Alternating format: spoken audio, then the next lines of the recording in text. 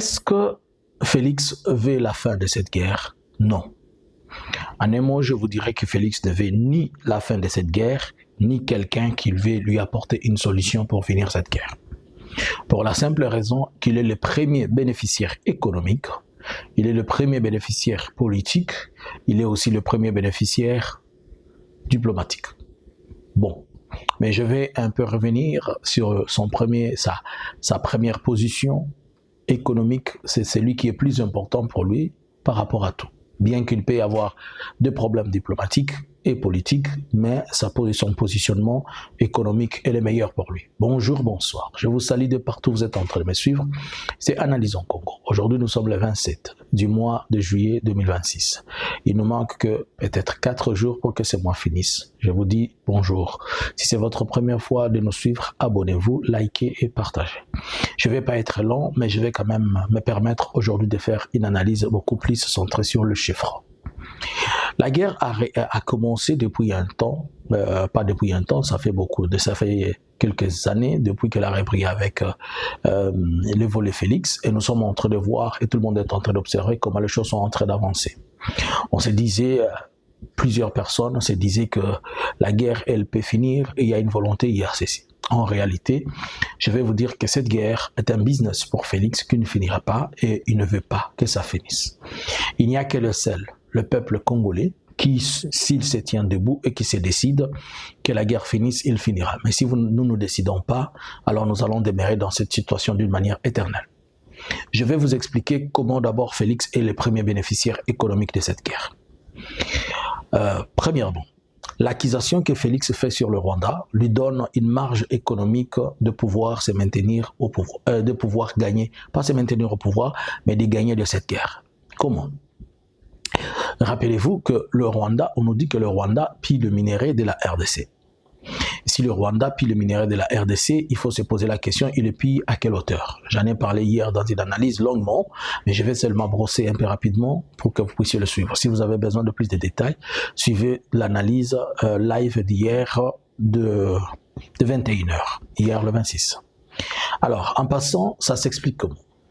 Si nous regardons les chiffres qui parlent d'elles-mêmes, le Rwanda qui a exporté l'or pour l'année 2026, 25 donc, on estime des estimations, et si on prend tout ce qui est minerai qu'on a pris au Congo, et notamment la plus grande partie c'est le minerai de l'or, elle représente les 7% des minerais congolais. Mais si vous regardez un peu l'image de l'Ouganda, l'Ouganda a exporté, lui seul, pour 70% des minerais de l'or congolais au courant de l'année 2025. Il n'est que resté à la RDC quelque chose comme 5%. Mais sur le 70%, Félix a une grande partie sur le 70% des minerais qui sont exportés vers l'Ouganda. Posez-vous la question maintenant. Si le Rwanda nous pille 7% de minerais, les 93% d'autres minerais, ils sont où? Et qu'est-ce qu'on en fait? C'est une question que je vous pose. Je sais que mes questions ne vont pas être plaisantes pour plusieurs personnes. Je vous montre comment Félix est le premier bénéficiaire économique de cette guerre. Pendant qu'il accuse le Rwanda, il en profite pour continuer à faire son business au dos de cette accusation de Rwanda. Puisque cette accusation de Rwanda permet à ce que certains yeux se cachent, cette accusation permet à ce qu'ils fassent qu'ils utilisent d'autres canaux pour faire le business avec d'autres personnes, pendant que le peuple congolais et tout le monde est orienté vers le Rwanda pille, le Rwanda pille. Selon l'IGF, en 2000, lorsque l'AFC a récupéré des territoires, l'IGF a fait des estimations et l'IGF a dit que la DGDI perdait quelque chose comme, c'était 9%. 9% du mois de ses entrées dit à ces postes frontaliers que le M23 occupait. Et il a dit que le DGI représentait quelque chose comme 3%. Cela veut dire, les DGI, c'est-à-dire, ils taxent tout ce qui entre tout ce qui entre sur le sol congolais, de produits, machin. Et la DGDA, c'est-à-dire la douane, elle taxe sur ce qui est de la douane. Mais si vous regardez les chiffres, elle parle d'elle-même. Cela représente, sur l'étendue du territoire, ça représente presque la totalité, représente entre les entrées de ce qu'ils ont acquis l'AFC Barham 23. Si on s'en prend aux chiffres de la DGRAD, et plutôt de l'IGF, ils représentent quelque chose comme 20%. Et ces 20%-là, on est en train de les estimer, le 9% plutôt, on est en train de les estimer à 20 millions de dollars. Tandis que les entrées qui lui restent, qui restent au gouvernement, ça représente 2,5 milliards. Ça, c'est pour la DGRAD. Mais si on regarde pour la DGI, on a parlé de quelque chose comme 16 milliards de francs congolais. Et les 16 milliards de francs congolais, il n'y a que le 3% qui est parti, qui n'est pas entre les mains de la RDC. Prenons les entrées, si je vous pose la question, les entrées du port de Matadi.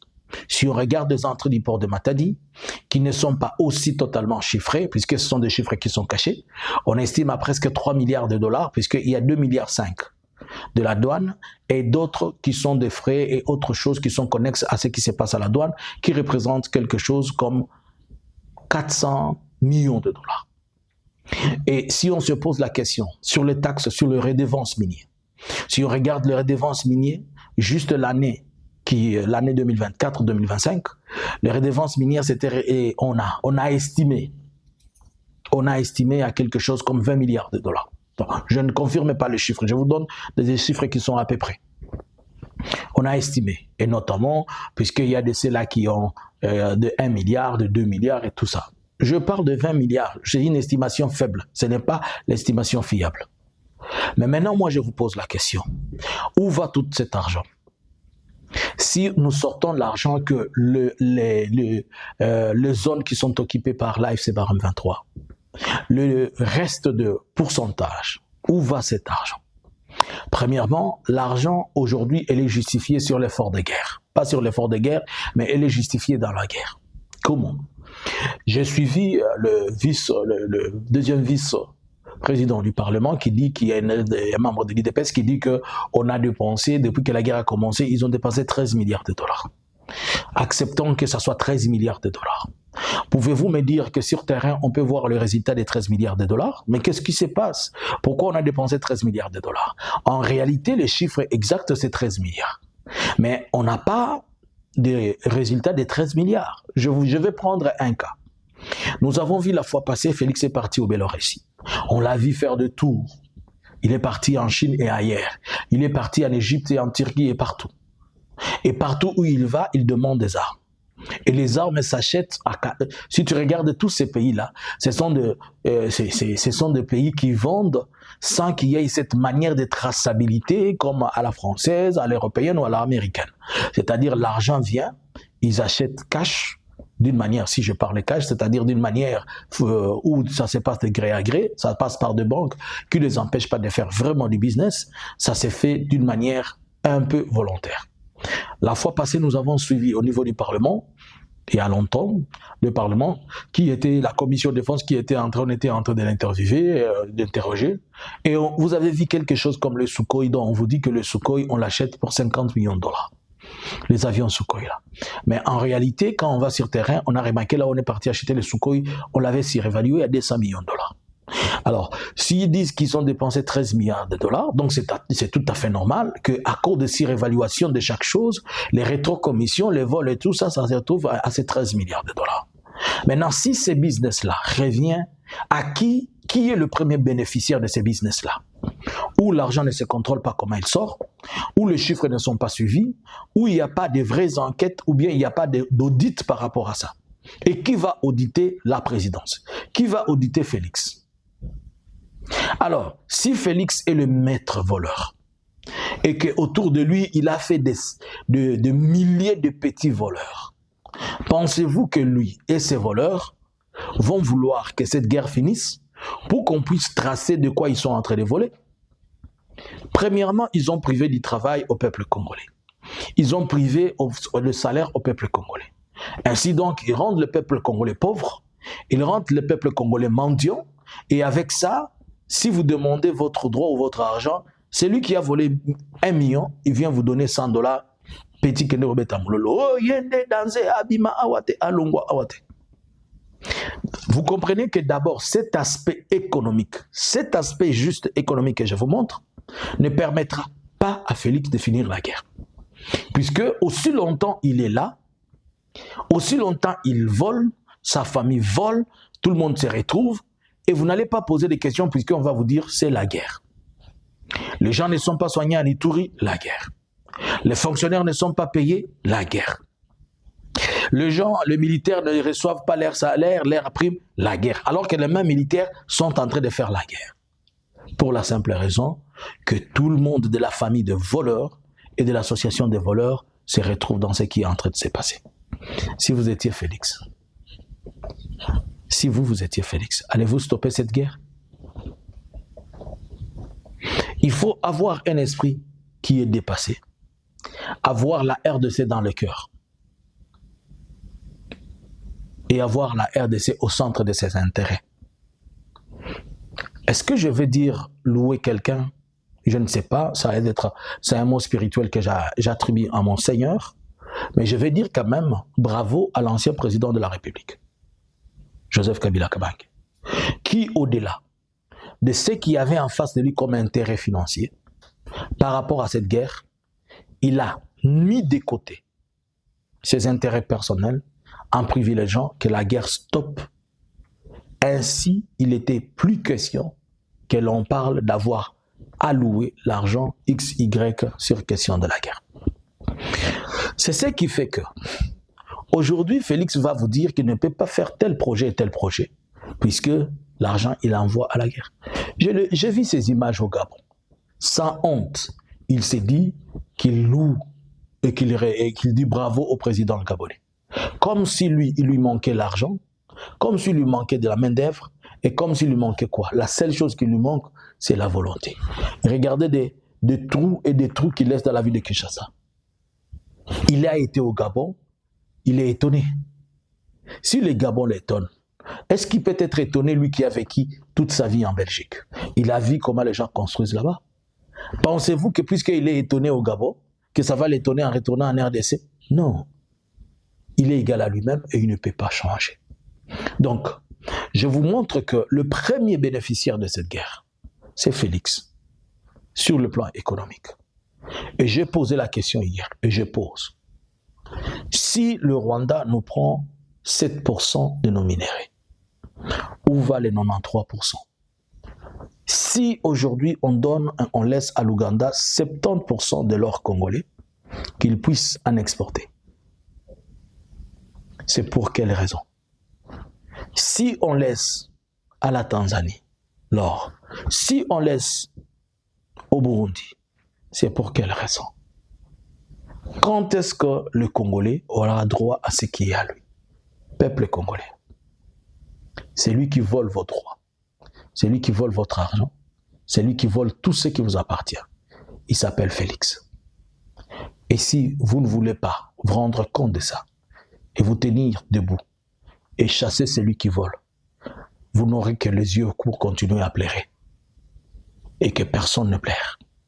Et que personne ne dise « je souffre ». Puisque vous voyez celui qui est en train de faire souffrir tout le monde pour ses uniques intérêts. Posez-lui la question. Le Rwanda nous pille les minéraux, nous sommes d'accord. Le reste de ce que le Rwanda pille, il est où? Et il fait quoi? Nous sommes d'accord. Que l'AFC Barham 23 nous pille. J'accepte ce qu'ils disent. Oui, ils prennent le mine de Rubaya, ok. Et le reste, il va où? Tu as exporté du lithium pour 92 millions de dollars. La semaine passée, cet argent, il va où? L'argent du pétrole va où? L'argent de Matadi va où? Partout dans la RDC, toutes les autres recettes que vous prenez, et le redevance, et autres, et les taxes. Comment cet argent ne se voit nulle part dans la vie du quotidien du peuple congolais?